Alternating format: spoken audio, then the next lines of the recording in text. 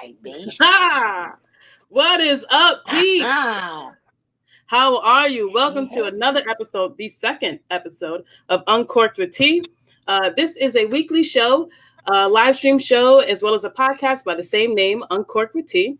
And on this show, we talk with interesting people about their talent, about their business ventures, their community contributions, and we drink wine while we do it. So welcome to Uncorked with T, and welcome to our our second guest, Zaynab Gilliam, out here killing it. What up, Zaynab? Hey, all right now. Zaynab and I go way back to junior high school. What you drinking? I don't know, but it's some blood orange something, but it's good. I'm sorry. Continue. It's good. I just want to tell you it was good. I'm sorry. Some Zeco something. It's good. It's good. I'm sorry. Continue. I'm sorry. Oh, it's good. Zaynab and I go way back to junior high school. We were friends in junior high school and high school. Like most friends, we've kind of haven't really talked in a while, but Facebook has kept us connected, which is the beauty and somewhat the harm of Facebook. But she's been doing amazing things out here. She's a business owner. She is a doula. She has 5 children. And I don't know when or how she breathes. Not sure if she breathes. Do you breathe? I don't know. All right. So, a little bit. I'm a vampire. Ooh, vampires are fun. I like them. A little bit. So my first question I'm part vampire. You're part vampire? I am. I'm so part vampire.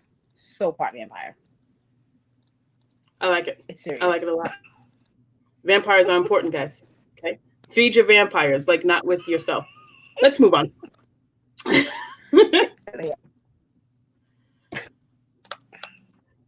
So we're having a bit of a delay with Zaynab's phone, but stay with us. Everything's going to be fine. All right? She'll catch up. We'll catch up. We're going to have a good time. So my first question to you, my friend. Yes. It's a little janky. Nah, it's good. Okay.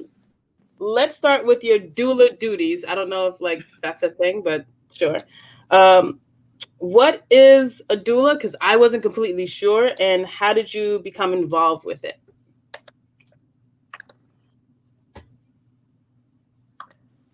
Okay, awesome. So, I'll kind of first. So, I'll go in the way you the order which you do it. So basically, a doula is a labor coach. It can be anybody. It's typically women.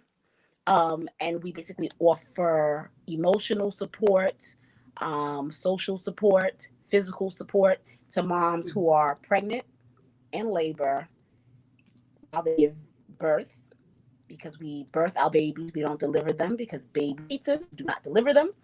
And even as a postpartum doula, the support carries over after you've given birth to your baby. Like many of the doula sisters that I'm connected with, we don't just doula the mother as far as giving her that one-on-one support and providing information, being an advocate for her, but we're an advocate for the whole family. And so when I say that I'm a doula for the whole family. And so I've had moms who they were pregnant, maybe even better, it gave birth. They might have had a C-section. It's kind of difficult to walk around, but they have a child who's getting off the school bus. I have gone over, picked up the child off the school bus, brought the child inside the home, because it's not just about providing support to just the mom, but to providing support for the whole family. I prepared meals for moms, help with shopping, laundry, giving moms the opportunity to kind of rest and sleep while I fed the baby or just watched over the baby. You name it, for the most part, I kind of do it. But yeah, it's really just about advocating, providing support. And advocating to me is a big part of the doula work, because especially women of color, we get overlooked. Our voices are not heard. The delivery rooms, with our health practitioners, and a lot of us are dying unnecessarily. And having a doula or having someone there to give you that or provide that support and to kind of give you information, because information changes. What our parents experienced when they were pregnant with us, that information has since changed. We have better information, newer information. There are a whole lot of wives' tales out there. So I'm really good at helping to like eliminate the wives' tales, which are hilarious. But yeah, doula is really just about providing support, being an advocate. And I love being a community doula specifically. I work with a nonprofit organization. And so we provide doula support for women who can't afford doula services, because doulas can be fairly expensive. And so women, based off of their income, especially if they have like Medicaid and things like that, they're able to get the service free. And so I love working in my community, because then I get to work with women who are like me, who have gone through situations like me. And so then we can relate, and that's what helps us to connect. And I became a doula in 2015, November 18th, 2015, I became a doula. And the reason I got into this work is because when I was with the husband, I didn't feel like I was getting the proper support from him. Yes, the husband, past tense. And don't laugh. It is perfect. It is. I'm feel like that is perfect. Getting the proper support from him. We were just really disconnected. He really wasn't as supportive. He didn't really understand. And the long and the short of it, I really felt alone through the pregnancy. And I felt alone even up until the point of me having to have a C-section, and even after. And so that was the first part of it. The second part of it was because I ended up having a C-section because the baby was breech. He got too big. He couldn't flip around. And he actually, the cord was wrapped around his neck a couple of times, so he couldn't flip. So I ended up having to have a C-section. And with my first 3 sons, I gave birth vaginally. No epidural, no nothing. Pop them suckers out. 1, 2, 3, lickety split. Because I had to have a C-section with the 4th, I got depressed. And with my other pregnancies, you baby blues, but it really wasn't as bad. This time around, it hit me hard, and I could not understand it. And I didn't know how to put it. Like I just couldn't explain. I didn't know what words to use to describe what I was feeling. And by the time I figured it out, it was like, I don't want other women to feel what I'm feeling. And that feeling was, I didn't feel like I gave birth to my son. I felt like he was just handed to me. And I just didn't like that feeling. And I was like, if I know I'm feeling these things, I know other women are feeling these things. And so that's what led me on this journey to becoming a doula, not having the support from the husband. And then also feel I was just handed my baby. I didn't give birth to my baby. And since 2015, I've probably serviced almost 100 moms. Almost. I'm getting there. I love this work. It's in my nature. I'm meant to serve, and this is one way that I get to serve people, by being there for women in their most vulnerable time in their lives, in the most beautiful part of their lives, and then beyond. A lot of the mamas that I work with, I still stay connected with. I get pictures all the time. They're like, Auntie Z, I'm walking, because the baby's walking or got teeth, or, the clients, well, I don't call them clients because that's just not personal. My mamas, they become my friends. And so we chat all the time. And so even though the services technically are over, I still stay connected with them, because they kind of become your family, because you spend so many hours with them. But yeah, I'm meant to serve. I know that's what my calling is. Hence the reason why everything that I do is in the service industry, because I love to serve. That's just me. Damn, that was an amazing answer. Thank you so much. Your internet is a little off. Are you on your house internet or your phone internet? Yeah.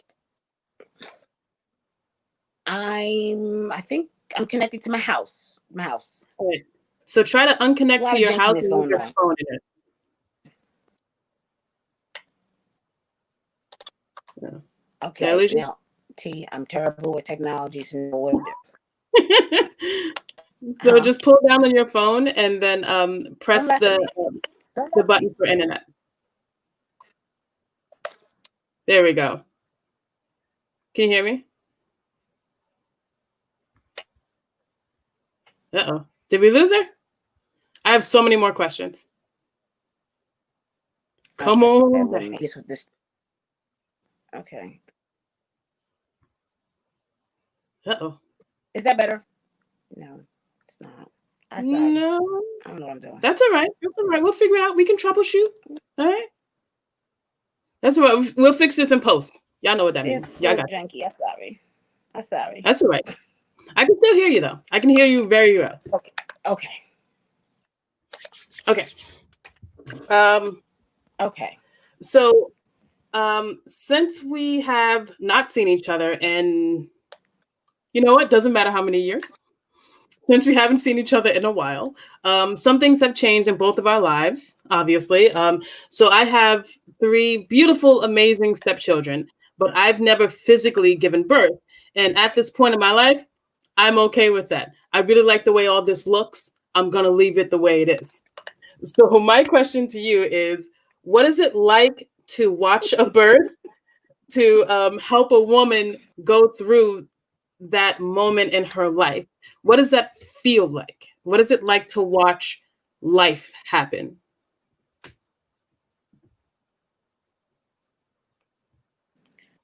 I cry at every birth. I cry at every single birth. It is amazing that our bodies are able to do, and it never gets old. It legit never gets old. Besides the feeling of being overwhelmed, because I know the journey for the mom leading to she actually gives birth, to see your body expand and open, and you see this head coming out of your vagina. It is, and like, you have to see it. It is amazing. For some people it's gross, but to me it's like you get to see God's work every single time. And if you trust the process, and the doctors, if they kind of let the mother's body do what it's meant to do without them intervening so much, you get to see exactly how this process, like how the head is meant to crown and turn and shift in order to come out. And it's beautiful and it's amazing. It's a little yucky, the other extra stuff that fly out, but it's amazing. It's beautiful. And I cry. I legit cry at every birth. It's amazing. I can't really explain it. You have to just physically watch it. It's beautiful. Wow. I watched it once, and you know what? It's not important. It was yeah. It was too much for me. It was too much for me. But I'm so glad that I pulled it out. You what? Gosh, only been weirded out once. So I had she quickly went into labor, and what happened? Oh, what happened with this mom? It did freak me out. I think everything started happening. So like, she dilated and she was ready to push, and then it was like, as soon as the doctors checked her and they were like, "Oh, you're ready to push," and then the baby's head started to come out, and I was like, "Okay, this is beautiful." And I'm looking, and I don't know why that day I got real cute at the hospital. I don't know who told me. I don't know. No. Okay. I was really cute that day.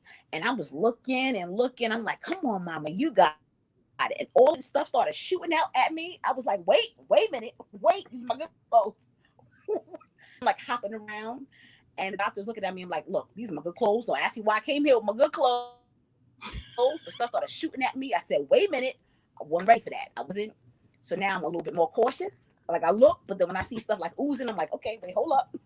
Let me back it up for a second." But it's beautiful. I only got weirded out one time. Just once. That was it. Yeah, just once. No, twice. The first C-section I sat in on, and I was like, "Wow, her body is completely exposed. It's like your guts are out. Like, whoa, this is real. This, like, I can see your insides. Like, that kind of freaked me out for a second. But other than that, it's still beautiful. It's a beautiful experience. I think everyone should watch it at least once. All right. Milt wants to know, where are you based? And Maxie says that you're absolutely amazing.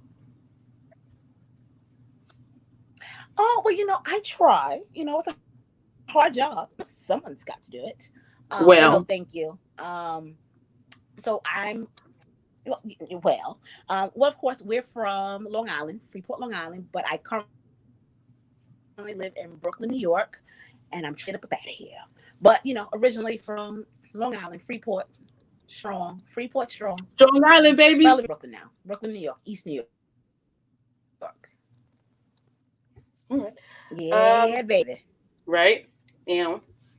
So you own a business. What is the name of your business, and how did you come up with the name?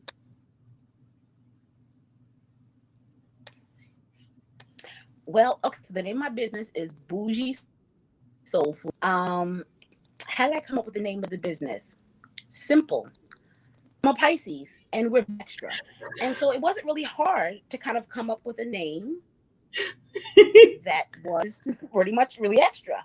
My personality is big. I'm a tiny person. I'm only 5 feet even. So I'm a tiny little human, but I have a big personality, and nothing can be normal to me. Nothing should be regular. And so that's, I'm a little teeny person. So yeah, the name was just kind of easy because my personality is just, it's so extra. It's so over the top. It makes no sense at all. So yeah, that's how I kind of came up with the name. Because I'm just extra. Just extra. Oh, good extra. Very good extra. Yeah, just extra. You are a chef. Who taught you how to cook? Who was the first person to teach you how to cook?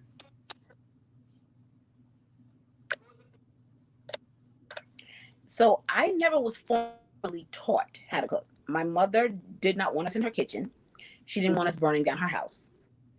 So as a kid, I would sneak to cook. My mother's mother, seriously, my mother's mother, my Nana, she cooked, but she wasn't like a cook. And my father's mother, she was like a cook. But I was so young, trying to keep up with some of the recipes. I would watch her, but I think I really taught myself how to cook. And the reason for that being is I like to eat, period, point blank. I have children, and I couldn't always afford to go out to like fancy restaurants and eat these fancy bougie meals. And so I'm very creative. And so that's why I'm part vampire, because I sit up all night thinking about food and thinking about ways to kind of perfect certain dishes. And so I consider myself like a grassroots kind of cook, right? So as Black folks, what do we eat? Soul food. So I always spend time thinking about, well, how can I make this macaroni and cheese not your average macaroni and cheese? How can I make this fried chicken, these candy yams, these collard greens? Like, what can I do to make these dishes better? And that's what I legit sit and do all the time. I just love food. I think I really just taught myself to cook because I like to eat. And I hated going to events where you get hyped up, like I'm going to a wedding, so I ain't gonna eat all day because I know the food gonna be good. And you get there and you like, now I fasted all day, and this is what y'all giving me. I don't like it. I don't like it. So I just started to go in because I was tired of going places and the food was trash. I couldn't always afford being a single parent to take out, and so I had to bring the restaurant home, and that's kind of how that all came about. Damn, that's what's up. So for those of you who are unfamiliar with Zaynab's amazing lineup of food, let me just go through some of the dishes, okay? Just hold on one second, okay? Tomato basil cypress salad, okay? Chipotle salmon cakes with cilantro, avocado, lime dressing. I ain't done yet. Spicy cherry glazed wing bites. Okay. Blackberry butter lamb. You heard what I said. Infused desserts, including peanut butter chocolate cup pieces, and infused red velvet martini shooters for fuck ever. Oh my God, why don't you live closer? How do you come up with these recipes, and do you deliver? God damn it. Do you ship? What's up?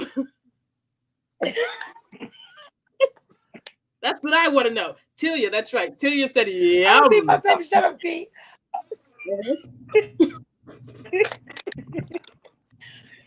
Again, I legit am like part vampire. I literally been up since yesterday. I might have slept 1 hour. When I tell you I think about food all the time, T, I'm like, you get it. I think about food. It is my happy place. I don't know. So sex is amazing, right? It's amazing. Yeah. Orgasms are great. Food is that thing. Food it's up there. Is that for me to have a foodgasm? That I do my little happy dance. It's up there. I think about food on a regular. It is my boyfriend. It makes me feel. It brings me joy. Okay, but I just think about food and thinking about, okay, I love red velvet cake, but it gets kind of, so if you just take red velvet cake and don't put the cream cheese icing on it, red velvet cake tastes like cardboard. It's really gross. It doesn't really have a great taste. So I had to find a way to give which I have, give those secrets out. Gotta try it. And then I said, well, I don't want to use just your cream cheese dressing or frosting, because that's kind of, everybody does that. So then I started mixing other flavors together. Can't give all those away, but they're good. And then I said, well, let's take it up a notch. I don't really smoke. It's not really my zhuzh anymore. Hopefully my mom ain't ever watching this. But I don't really smoke. It's not really my thing. However, infusing it with like weed butter or weed oil, that's all I'm gonna say to that one. I'm get you lit. Get you lit. I do smoke, so if you feel like sending me some whatever. My mom ain't watching. Mom watching.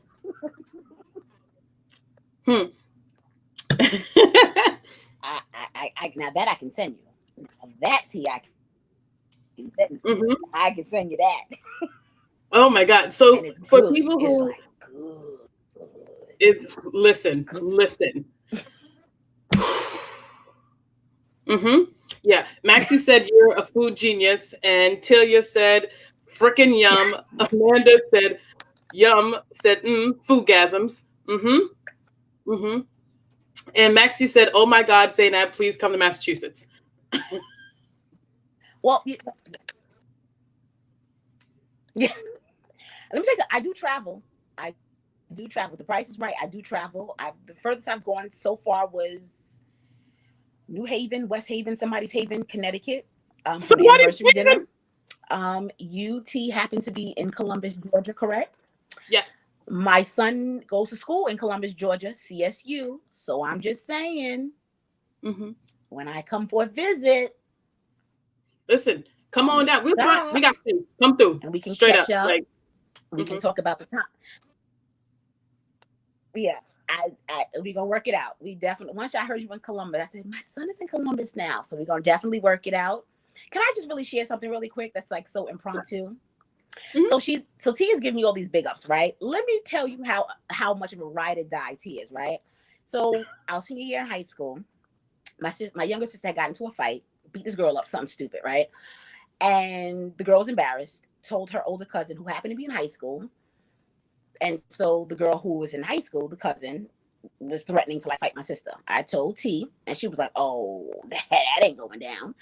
And I was like, "Well, we got to find who this girl is at, or who she is." We couldn't figure it out. So T had the great idea of, she's like, "Well, you know what? Let's go into the office and start looking through the files to try to see if we can find this girl's name, because we got the name, We just didn't know the last name or what grade she was in. We probably could have got expelled.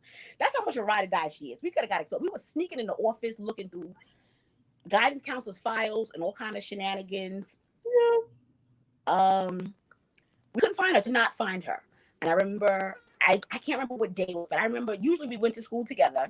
This day you got there before me, and I remember walking into Freeport High School, walking to the cafeteria, and you running from the cafeteria like, Zaynab, she's in the cafeteria. And I remember running to the back of the cafeteria, and go on the shoulder, and just basically like, hey, are you whatever this ghetto stupid name was?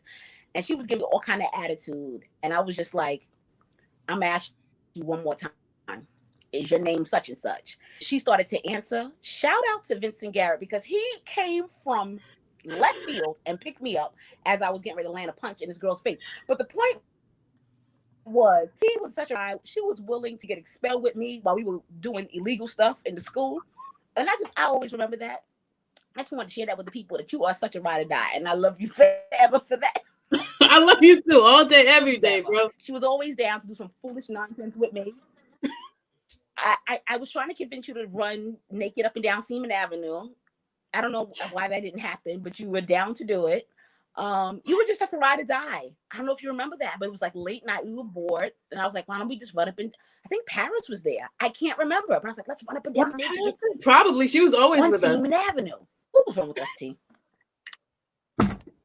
Yes. Just in the middle of the street. Do it. And I said, you do it first, T. I do it first. What's up? When we were young and just really dumb. Very dumb. Very dumb. Oh my gosh. I didn't even remember that until you said it. Yeah, we broke into the office. Listen, if we down, we down, bro. If we down, sir. That would have ended really bad. Yeah. And your mama ain't play. I don't know why we were doing that. Because your mother would have killed the both of us. Like murder. Miss Ron didn't play. I don't know why we was doing that, but we were just, I don't know why. But you was down. And that's what I love. You were down. That's all that matters. You were down. I got you, bro. You always have my back, man. I was so weird, and you were always just like ridiculous. Yeah. Well, I'm not saying you were weird. I didn't think you were weird. And I'm pretty fucking weird. But I'm cool with it now. I'm cool with my weird. Oh. Well, okay. Well, yeah. Okay. I'm thinking. Yeah, maybe a little bit. But it's okay. I still love you. Yeah. I still love you too, bro. Oh my God. That's nuts, bro. You know what? We're not going to go down that road, because some of them things we could still be prosecuted for. So. Oh, yeah. So moving on to the left, Yo, I had to look at my hand like, which way is left? Never mind. It's fine. I still do this to find left or right. I still do this shit to find left or right. Be like, what? No, you don't. Oh, sure do. Do. I'm a little guilty. I'm like, okay. Yeah. My brain just, it's not the same no more. It's not always churning. It's not small. It's not the same no more. It's serious. It is.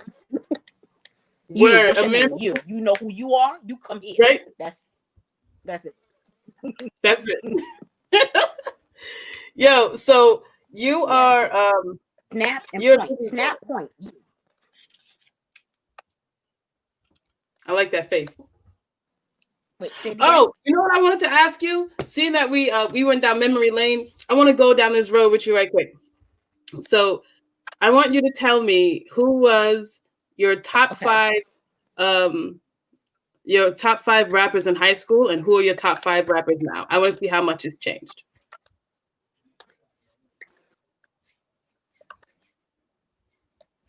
High school. This is going to be embarrassing. Okay, I was a big Lil Wayne and Juvenile. I was a big So Lil Wayne and Juvenile fan. Jesus, Lil Wayne is still dope, but Juvenile, oh God, back ass up. Mm. Um, always been a Biggie fan. That has never changed. Always been a Tupac fan. Never changed. That's 4. Who? 5. Who else? 5. Oh, I don't know if I had 5. I don't know. Dang, who was out back then? I don't know. I don't know. Oh, jeez. I know those 4. Hard body. I know that. 4 is good. Who is your favorite rapper right now?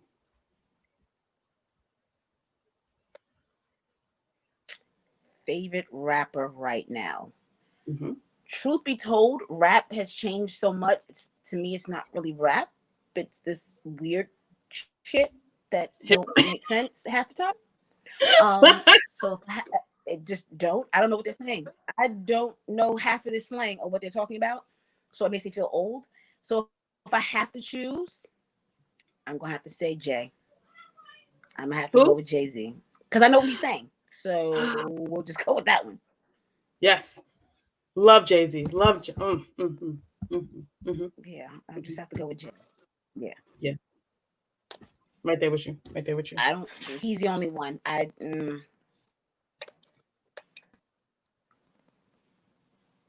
He's the only one. Well, I like some other ones. Okay, wait. Okay, wait. So now I'm thinking. So okay, Jay-Z. Yes, he's at the top right now. I love Chance the Rapper. Really, yes. Really do.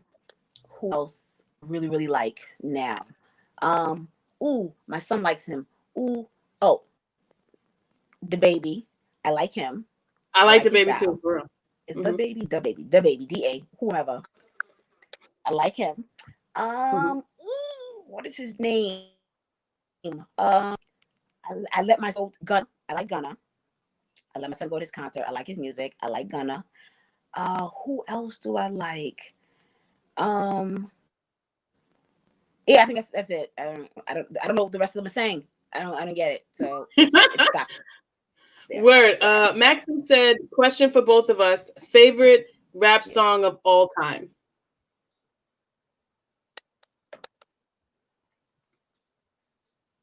Mine for sure has to be all time. Juicy for sure. Wait, has to be again? Juicy, Biggie has to be favorite rap song of all time. Oh, love it.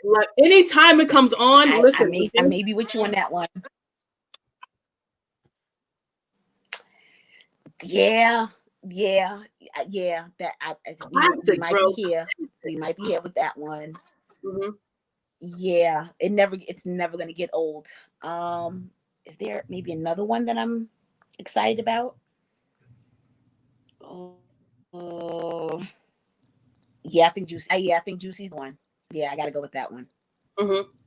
So good. We're here. So good. Wait. It still holds up. Like 20 years later, it still holds up.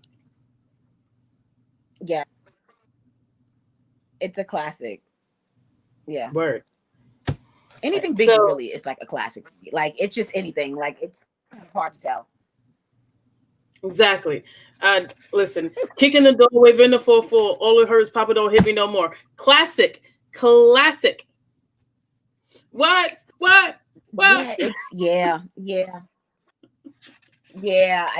you play any Biggie song, yeah, it's classic. Yeah, it don't get no better than that. Not at all. I wish he was still here. I can only imagine what music would be like. We're still here. Better. The answer is better. It would be so much better. Yeah. Oh, I'm sorry. There was 5. DMX in the 90s. DMX. When we were in high school. Absolutely, hands down. DMX. Yes. Had to think about that one. Yeah. When Rough Riders came out, man, listen. Everybody was lit. I don't know what happened. Drugs? I don't know. But DMX, when he can't, yeah. That's 5 right there. Boom. Mm-hmm. Yo, That barking shit that he did. That what? Why he was doing it, but I like it. I said that barking shit he did. I don't know why he was doing it, but I liked it. It worked. It worked. You know what I'm saying? Yo, I had the hardest switch the other day. I was telling my friend about it. I was listening. It did. Everybody was out here growling. For real. I was listening to which song was it? I don't know. It was It's Dark and Hell is Hot. It was from that album. Like it was a serious DMX album. I can't remember the name of the song.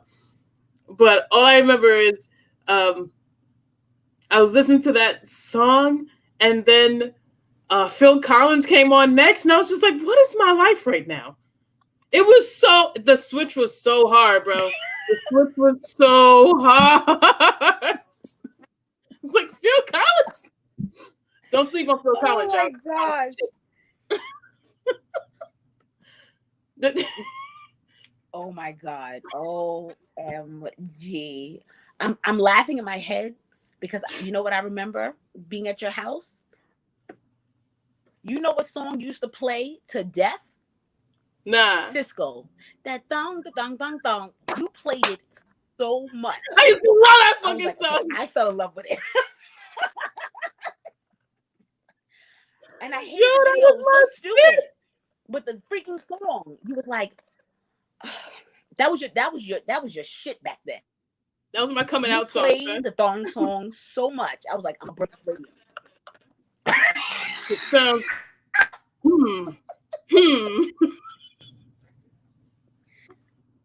I was like, me too, Cisco. Me too, goddammit. And you know what? The funny thing is,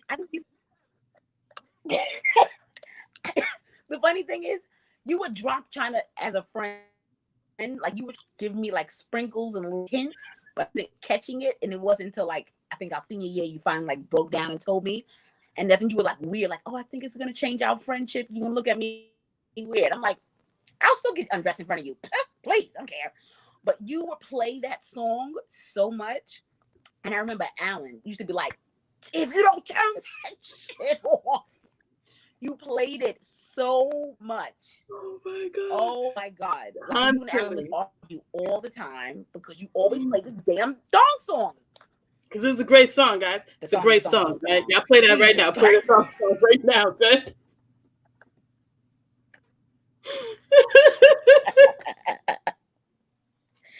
Play it for the people. Play it for the people. That's right. Play it for the people. They want to hear it. They want to hear it. Oh my God. Yeah. Yeah. Oh my God. Oh God. Don't make me turn my TV on. I will play it. I will play. Where's the remote? I will play the song. It was God. Please, you played it into the ground. Constantly. Constantly. Dong, dong, dong, dong. Everything. Dong, dong, dong, dong.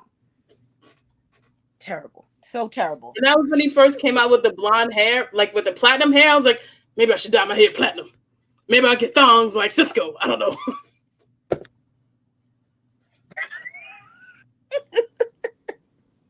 Not a thing, guys. Oh, that's not good a old thing. days. I have stories for days. Some of them, yeah. I have so many stories, but some of them we'll have to just discuss them offline. We'll do that later. Stories. Mm-hmm. Yeah, we'll discuss that one later. Privately. But inside jokes, a lot of stories. A lot of stories. And we're gonna go to another question. Okay. So you've been a business owner. You are a business owner. Who was the first person to believe in your idea? The first person to believe in your dream? And who was that person?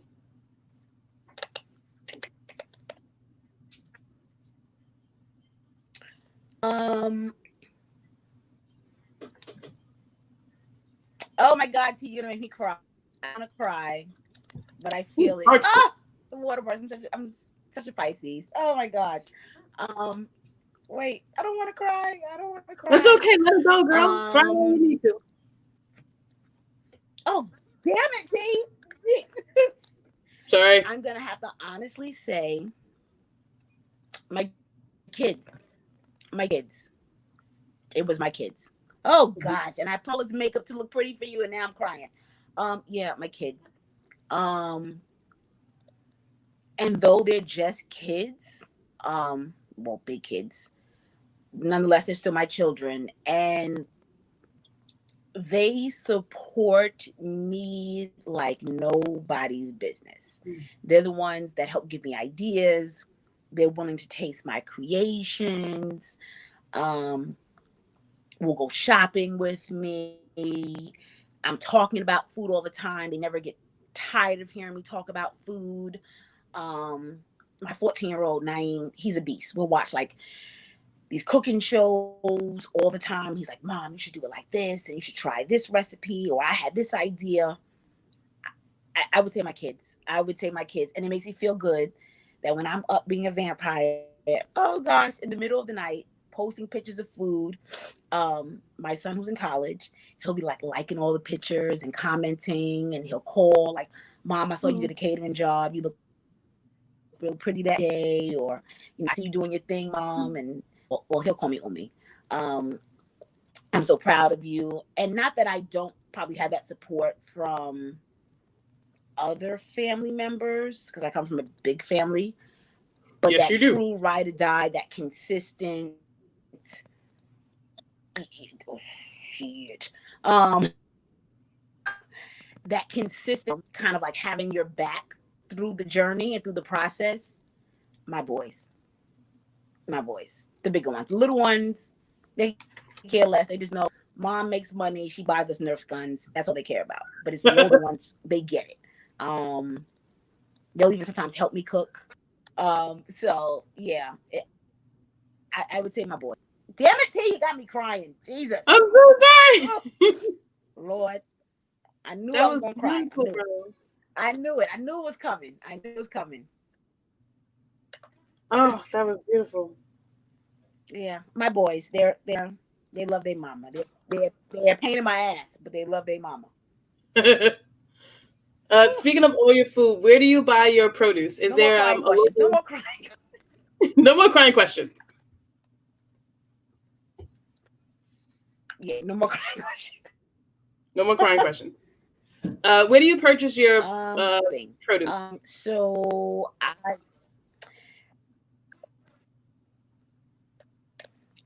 kind of shop all over. My main stores, besides BJ's for certain things, obviously you get them in bulk. Like the Restaurant Depot they have here in Brooklyn called Jetro's. Mm-hmm. Freaking amazing. I can live in that store forever. Everything that you need. If you own a restaurant, you're a private chef, whatever. I just love that store. It's like BJ's on steroids, but better.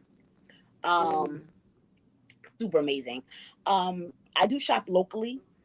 Unfortunately, I live in a food desert, or as I like to call it, a food apartheid.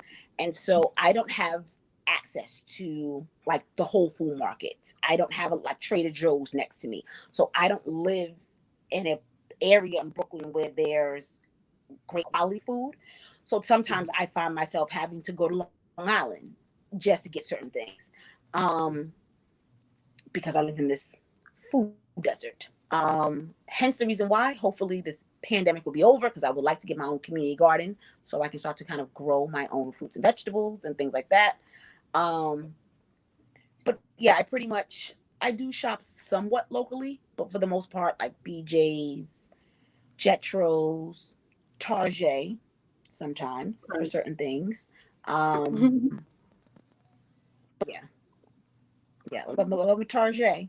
But yeah, any of those Restaurant Depot kind of stores. Got you. And for those of you who don't follow Zaynab, you definitely should. And your food app is at Bougie Soul Food, at bougie.soul.food.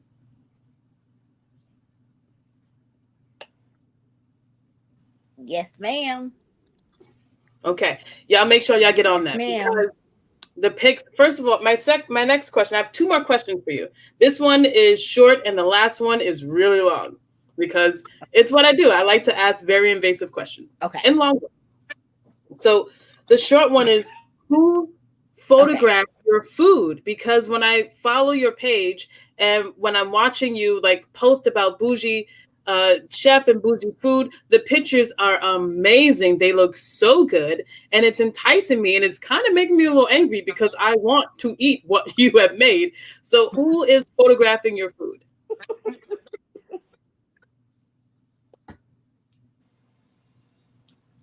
That's Me. you?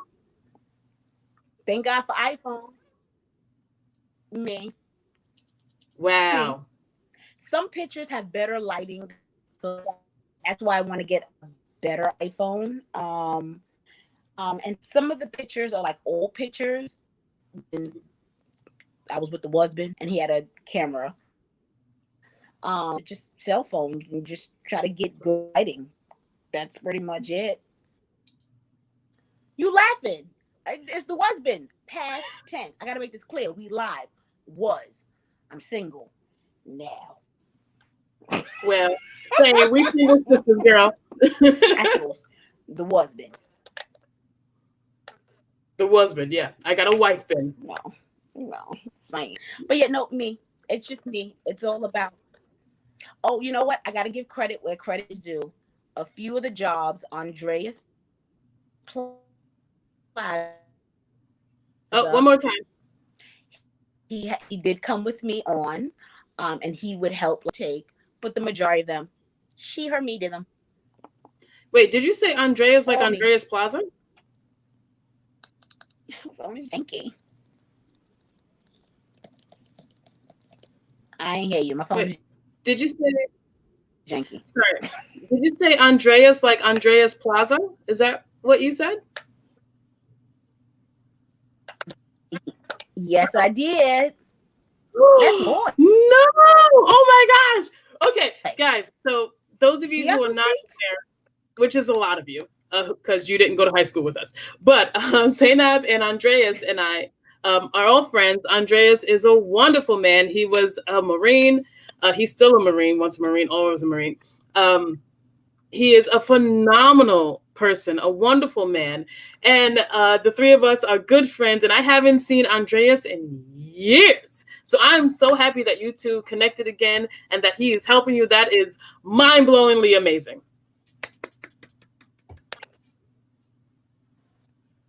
Yeah. In fact, I was actually with him today because I have a catering job and he took me shopping. So shout out to Andreas. That's my boy. We go back from art class to Alma's class, 9th grade.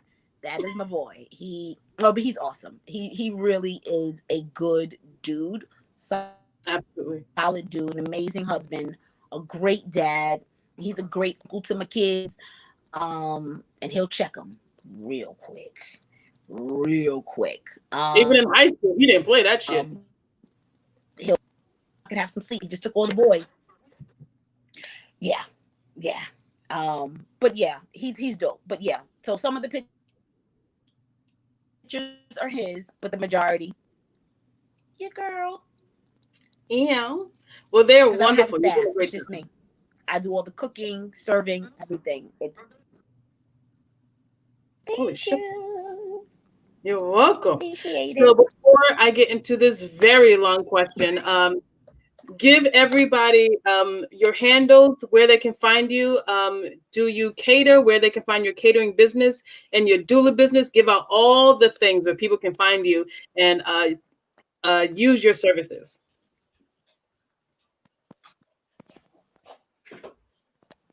Wait, sorry, say it one more time. My phone is janky, T. Sorry, one more time. That's okay. Oh, say it one more time. So sorry. So before we get into this, my phone is janky. It's okay. Yes. It's okay. Before we get into this big question, I want you to give everyone your handles, give everyone your bougie business, where they can find you, how they can get in contact with you, how they can use your business. How can people find you and use your business?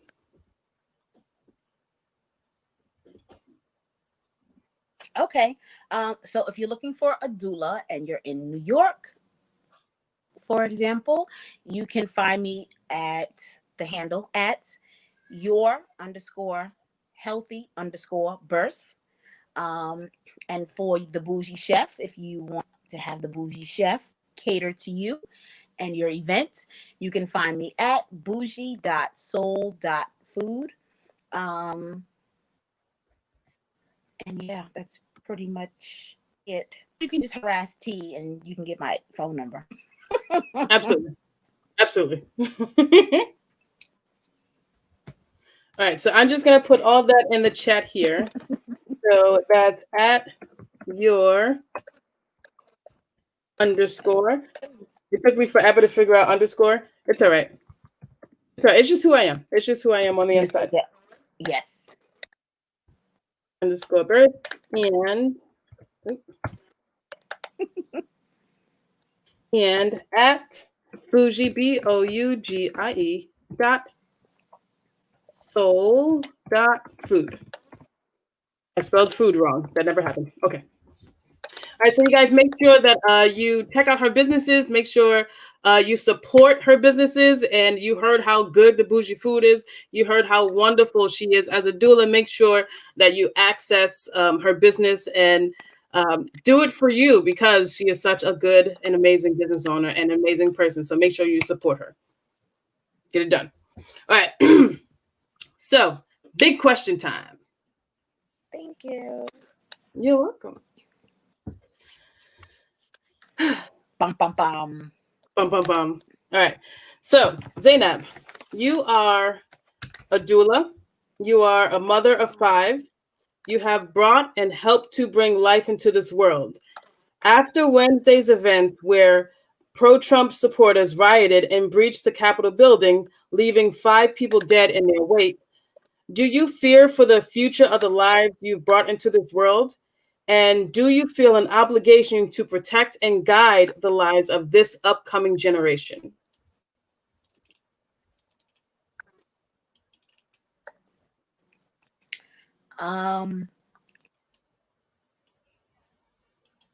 As a mother, specifically a Black mother who is raising Black sons, I am terrified for their lives on a daily basis.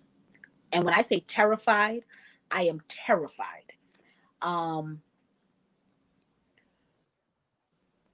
mean, just going as recent as the whole George Floyd.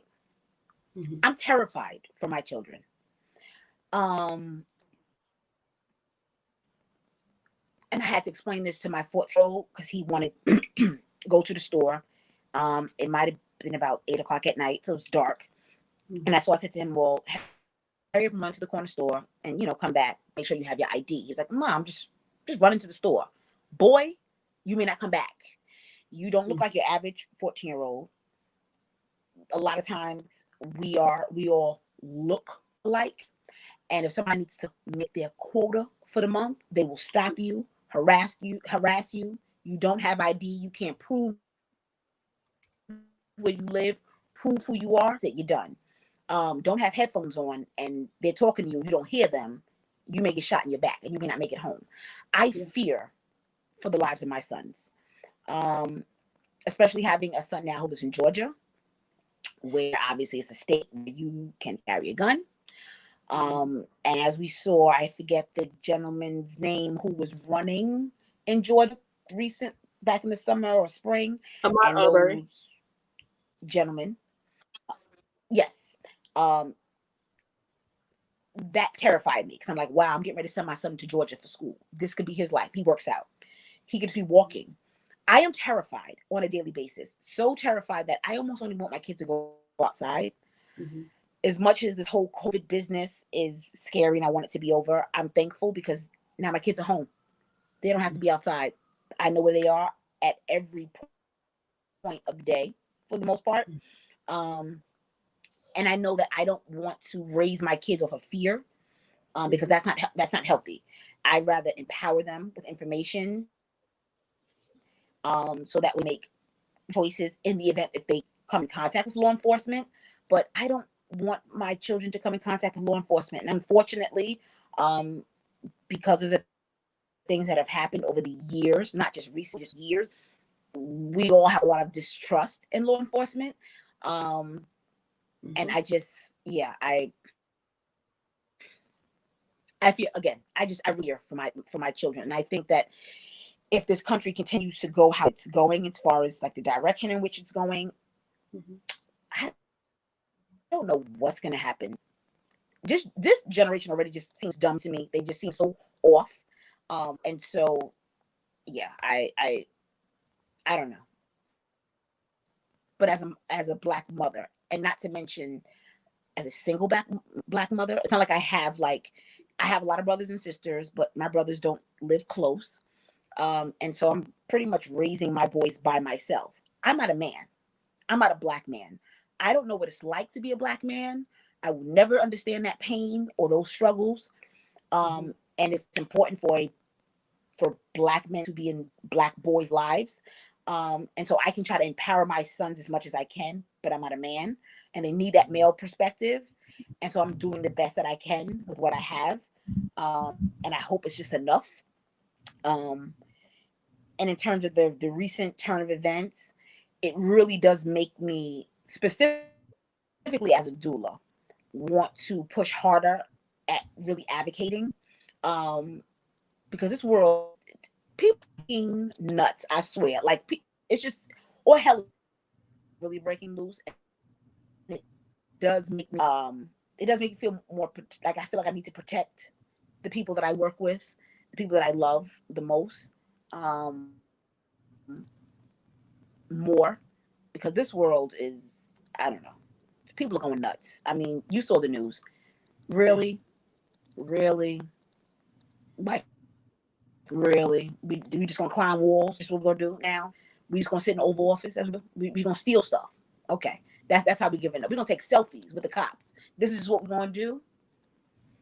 I just, all we can do is pray. And all I can do is pray for my kids and myself and my brothers and my father and anybody who looks like me. Just pray. Yeah.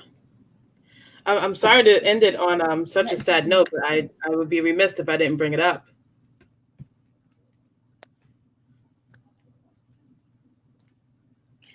Yeah. Well, I don't want to say it's sad. It's the truth. I do fear for just black men as a whole. I do fear for my sons.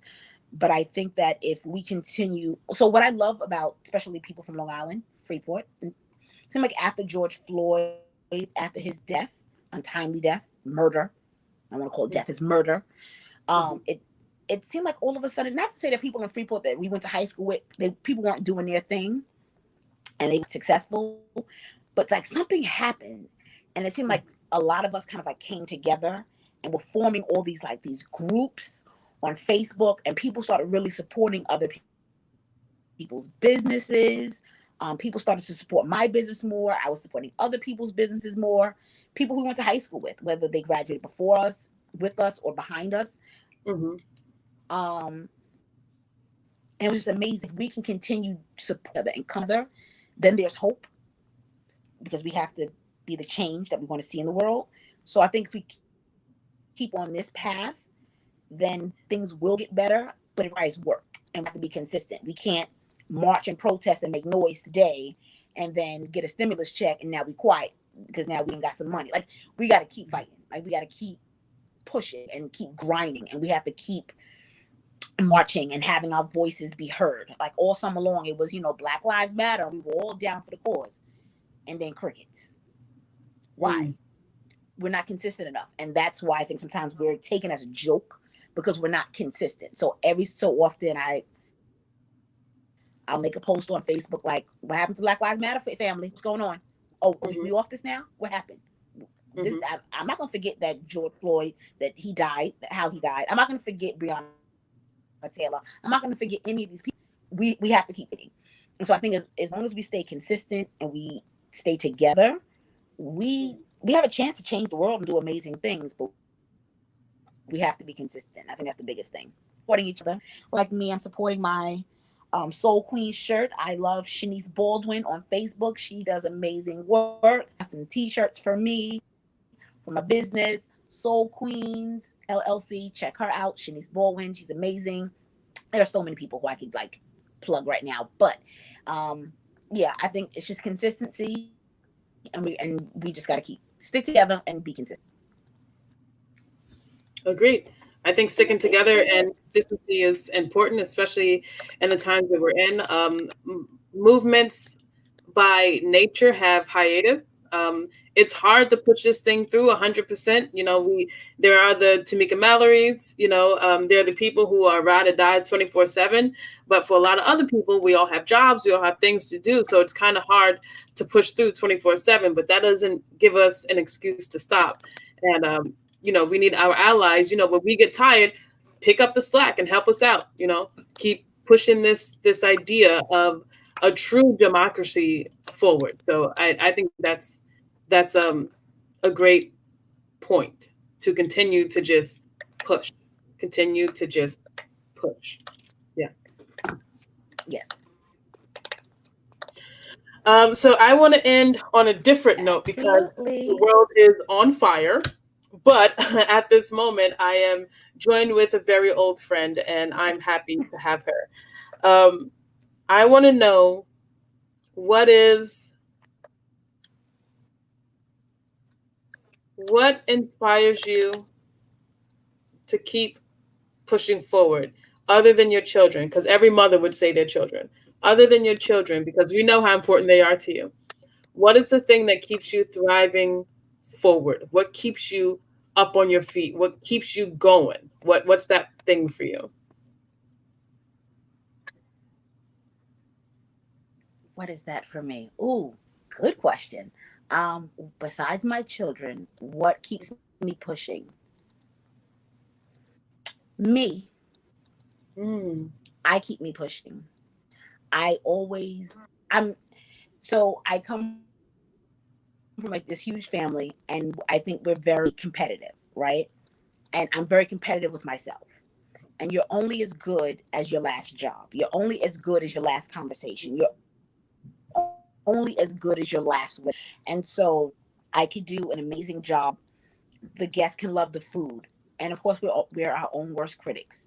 And I try not to beat myself up, but I always want to be better. And so for me, it's like an internal game. I'm like, I know that they like the table setting I did. They like that dessert. They love that bougie mac and cheese. But the next guest, they really gonna love it because I'm gonna do it like this. So for me, it becomes like this game of just how I can just make this better and more bougie.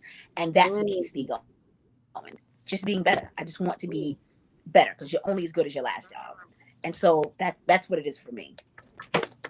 Hell yes. Yes. Joining me. How can I help you? Hello, little people. Okay, I have a little part. You want to say hi? Hi. Hi. How are you? You look just like your mother. Your brother. Almost done. Dude. Yeah, that's my C-section baby. That one right there. Okay. Can you go with your brother because he's screaming my name? Are you getting tired? No, not yet. Okay, can you just go with your brother? I'm coming. Can you go with your brother? Well. Wait. I am gonna play with you. Can you go with your brother for a second, please? Go, please. Bye. Cause he's being really annoying. He's being annoying. So you right now. So can you go? Go, Amon. Welcome to motherhood. Okay, all right. Yeah. I'm trying to be nice, but I'm trying to be nice and alive. But I really want to say, if you don't get your ass up. Yo, straight up, them Gilliam jeans are so profound. Gilliam jeans, you all look alike. Them jeans ain't nothing to play with. Yeah, it is serious. Oh gosh. Okay. Right? All right. Well, come out, please. Why would you take that down? She's very busy. Why? The life of motherhood. Hi. Well, you're obviously busy, so we're gonna let you go. This is why this works. This is how this works right here. That's how this works at an hour and 4 minutes. So thank you everyone for staying with us. Thank you to our amazing guest, Zaynab Gilliam. Remember to follow her at Your Healthy Birth at your underscore healthy underscore birth for her doula services, and at bougie.soul.food for her catering business. Make sure you support this sister. She's out here doing a damn thing. Thank you all for watching Uncorked with T. Thank you to our guest. Have a phenomenal week. Here's to us. Thank you so much for being with me today, girl. Appreciate it. Cheers, cheers. Cheers. No, thank you so much, T. And I'll text you so we can share some more funny stories. Oh, God, more little people are coming. Time to go. Okay. I'll see you later. Thank you. Good night, guys. Good night, guys. Good night, everybody. Thank you.